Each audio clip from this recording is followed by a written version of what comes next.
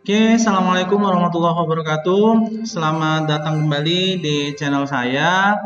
Oke, kita masih masuk ke dalam materi besar, yaitu bab besarnya namanya struktur sosial. Kali ini kita ngomongin tentang fungsi stratifikasi sosial. Jadi stratifikasi sosial fungsinya apa sih buat kita? Penting nggak sih fungsi stratifikasi sosial itu? Yuk kita sama-sama bahas. Tapi sebelum memulai, pertanyaan uji pengetahuan dulu ya. Oke, untuk pertanyaannya yaitu jelaskan bahwa stratifikasi sosial berfungsi melakukan distribusi hak-hak istimewa yang objektif. Nah, kalian menjelaskan nih kok bisa stratifikasi sosial berfungsi melakukan distribusi hak-hak istimewa yang objektif ya. Hak-hak istimewa kita sering saya sebut sebagai privilege ya. Terus yang kedua, jelaskan bahwa stratifikasi sosial berfungsi menentukan lambang-lambang atau status kedudukan seseorang. Kok bisa stratifikasi sosial mempunyai fungsi untuk menentukan simbol status atau kedudukan seseorang ya? Silakan dijawab di kolom komentar pribadi masing-masing. Oke, kita masuk ke materi tentang fungsinya ya. Menurut Surjono Sukanto, stratifikasi sosial dapat membantu memecahkan berbagai masalah sosial yang dihadapi masyarakat. Jadi punya fungsi untuk memecahkan berbagai masalah sosial yang dihadapi di masyarakat dengan menempatkan individu pada posisi-posisi yang tersedia di dalam struktur sosial. Jadi simpelnya seperti ini. Masyarakat di dalam sebuah masyarakat supaya tidak rusuh dibutuhkan orang pemimpin, maka pemimpin itu adalah posisi-posisi yang atau status-status sosial yang dibutuhkan di masyarakat. Oh, ternyata di dalam masyarakat ada yang dibutuhkan pengaman-pengaman, orang-orang yang mengamankan gitu ya, keamanan-keamanan, maka muncullah posisi-posisi pengamanan di dalam masyarakat. Contohnya misalkan polisi, TNI dan seterusnya. Dan berbagai macam status-status sosial yang muncul di dalam masyarakat. Kenapa? Karena itu untuk mengisi kekosongan atau potensi-potensi yang dapat menjadi masalah gitu ya, untuk memecahkannya, untuk menjadikan dia sebagai solusi di dalam masyarakat. Kenapa sih butuh bank? Kenapa sih butuh sekolah dan seterusnya? Nah, itu ada hubungannya dengan fungsi stratifikasi sosial di masyarakat gitu ya. Terus secara lebih terperinci fungsinya itu dibagi dalam 4 poin ya. Yang pertama, sebagai distribusi hak-hak istimewa yang objektif. Maksudnya apa? Yaitu privilege ya. Untuk menentukan hak-hak istimewa yang objektif, privilege-nya apa aja. Seperti pada sebelumnya saya menjelaskan tentang privilege dari presiden itu bisa menerobos lampu merah ya, itu contoh kecilnya aja. Nah, kalian bisa mencontohkan di hal-hal yang lain. Nah, juga untuk menentukan penghasilan. Nah, kan misalkan contohnya saya sebagai guru dan kepala sekolah, penghasilannya pasti beda dong, nggak mungkin sama. Makanya itu juga fungsi dari stratifikasi sosial. Tingkat kekayaan dan wewenang yang dimiliki juga adalah fungsi dari stratifikasi sosial. Yang kedua, menentukan simbol-simbol status di dalam masyarakat. Sebagai apa? Sebagai petunjuk dari suatu kedudukan masyarakat. Contoh misalkan, ada orang yang dia fungsinya memberikan pengayoman atau keamanan di dalam masyarakat. Dia berciri-ciri menggunakan seragam abu-abu atau coklat gitu ya.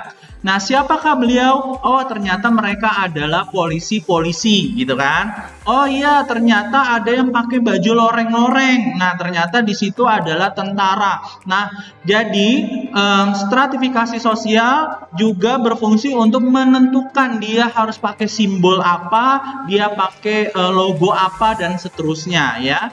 Jadi digunakan untuk sebagai petunjuk gitu ya, penunjuk bahwa dia sudah menempati posisi atau status-status tertentu gitu ya, supaya lebih gampang dikenali aja gitu. Yang ketiga, stratifikasi sosial itu menggambarkan tingkat mudah atau sukarnya bertukar kedudukan atau posisi gitu ya. Jadi kalau misalkan di dalam stratifikasi sosial itu sulit atau mudahnya itu bertukar kedudukan atau posisi gitu ya. Jadi akan dihargai lebih kalau dia berhasil masuk ke dalam kedudukan yang lebih sulit tersebut. Misalkan dia mendapatkan posisi doktor ya, mendapatkan achieve status sebagai doktor S3 gitu ya. Nah, berarti kan susah ya untuk mencapai posisi tersebut, maka dia akan mendapatkan privilege yang lebih dibandingkan S2 apalagi S1 gitu ya, apalagi ke bawahnya. Dan yang keempat atau yang terakhir, sebagai alat penguat solidaritas di antara individu-individu di dalam lapisan sosial yang sama di dalam masyarakat. Ya, jadi kalau misalkan orang, misalkan apa ya, buruh gitu ya, misalkan buruh kan kita sering sekali yang ngomongin serikat buruh, persatuan buruh itu. Nah, Tangerang sebagai wilayah yang industrial gitu ya, yang banyak pabrik-pabrik, itu sering kali tuh kita lihat simbol-simbol atau lambang-lambang atau bendera-bendera teman-teman kita yang berprofesi sebagai buruh atau karyawan gitu ya. Jadi posisi mereka itu mendapatkan solidaritas yang kuat gitu ya.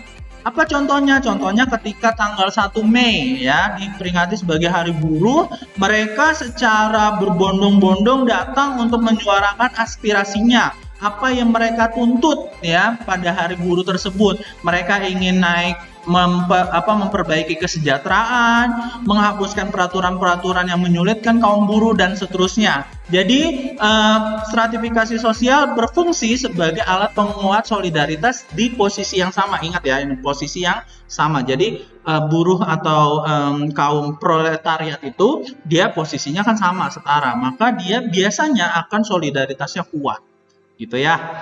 Terus yang selanjutnya, sekurang-kurangnya akan ada dua hal yang harus dilakukan masyarakat agar stratifikasi sosial berfungsi dengan baik. Jadi dua syarat ya yang harus diperhatikan supaya stratifikasi di masyarakat itu berjalan. Yang pertama adalah masyarakat harus menanamkan